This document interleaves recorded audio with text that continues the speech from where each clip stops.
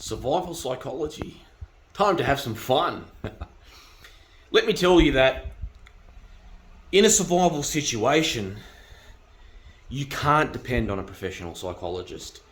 You can't depend on professional peer support because you're in a survival situation. On the contrary, if it's just a homeless situation and it's not a shit hit the fan situation, then you can obviously find psychological services.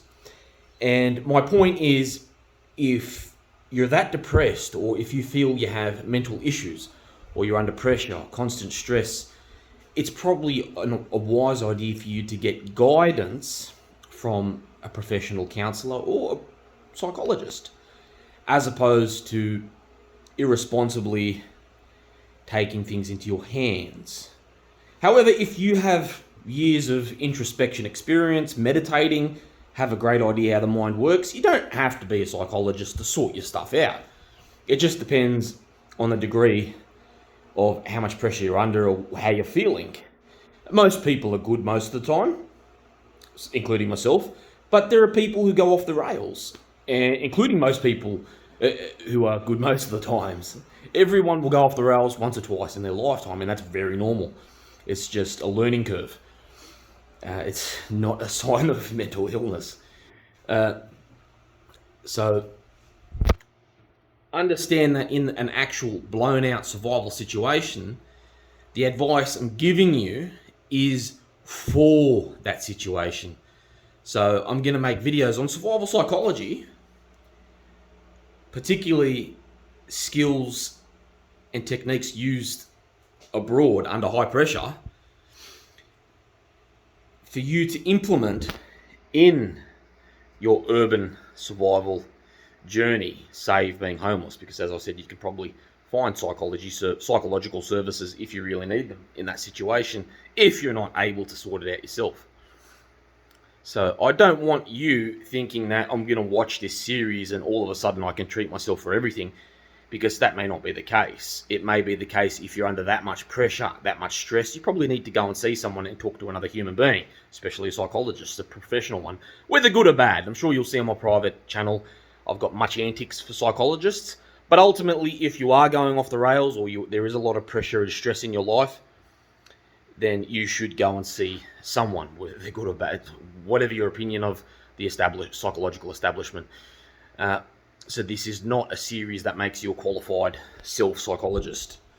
I tend to be good at psychology, even though I'm not qualified, because I have a lifetime of experience with the matter, with particular family members, stuff I've observed and experienced, plenty of reading, plenty of introspection, and just my general thinking patterns and style. I just tend to be that type of person that doesn't need to speak to a psychologist. It would probably be detrimental to my mental health.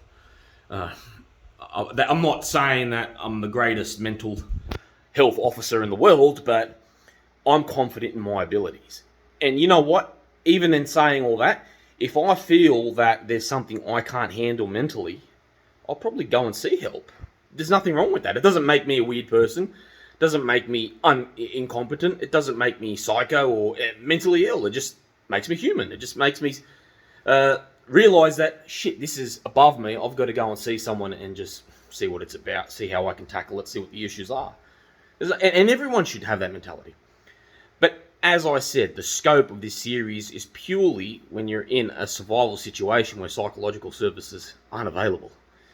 You've got to really self-motivate yourself and get yourself on your feet and be positive, because you can't pick up your phone. Satellites have been smashed, for instance. You can't go down the road to see a psychologist. Nobody's there. That's what this series is particularly for. So note that when listening to every video, it's addressed to those circumstances. All urban survival situations that are serious, wherefore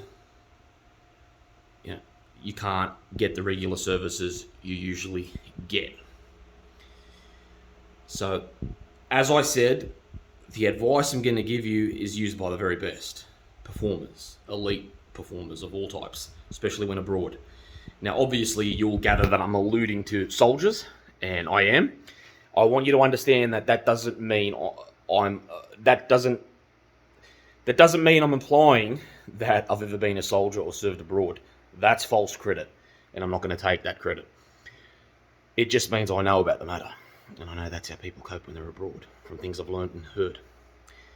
So don't start getting conspiracy theory, or don't start getting wacky theories of Nathan Abella's some secret soldier and he's got all this fucking expertise and he's just hiding it. Please, if you know something, you know something. It's that simple. You don't have to have gone overseas to know what they do. Jesus. So it's that simple. Oh, I just also happen to have all-round knowledge in general, and Jesus Christ, I've been homeless for 10 months and still am. So I know what I'm talking about.